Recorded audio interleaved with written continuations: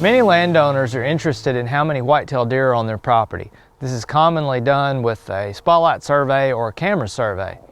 However, just knowing deer density is not entirely informative, because a property can have a deer per 20 acres and actually be understocked, and another property might have a deer per 40 acres and be overstocked. And this is all based on the amount of available forage.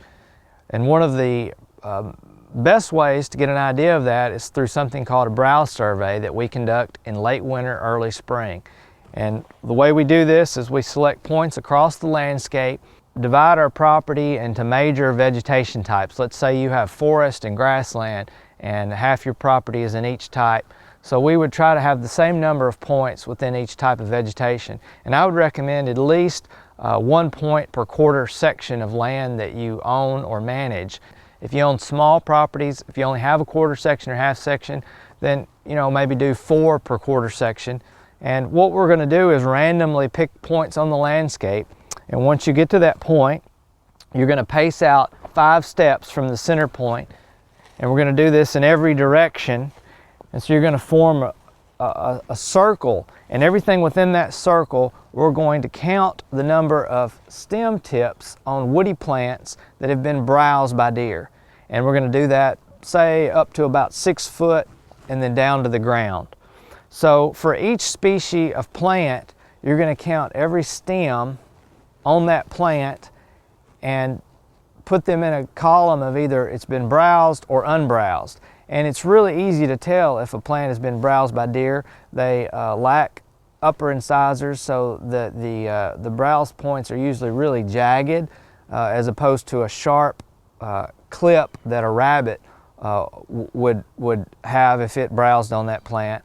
So they're usually really jagged, and we're just going to sum those up for every species of plant. Now, we do this in February, early February, right before green up, because at that point of the year, typically we've had the most browsing pressure because deer are utilizing these woody plants all during the winter.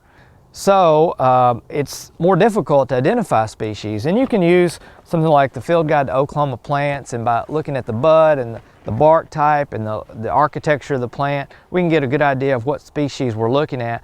But if you want to make it a little easier, you might want to come out in the fall when the leaves are still on and mark these plants with something unique. You can use different colored magic markers, different colored rubber bands, whatever, and mark by species, so that when you come back in the late winter to those predetermined points, you'll know what you're looking at. The key to making this work is you need to know for each species of plants if it's a low or a high preference browse, a moderate preference, or a low preference. And we have a document, White-tailed Deer Habitat Evaluation Guide. That's document E979, and that will tell you for each of these woody plants how much of a preference a deer have for that plant. But just to give you an idea, things like elm and hackberry are generally high preference forages, whereas redbud is moderate, and things like eastern red cedar is very low. So once we've calculated for a property if we're lightly stocked, moderately stocked, or understocked, or heavily stocked, then you can compare that to your estimated deer density from your camera survey or spotlight survey and make changes in harvest and see how you change the actual density over time.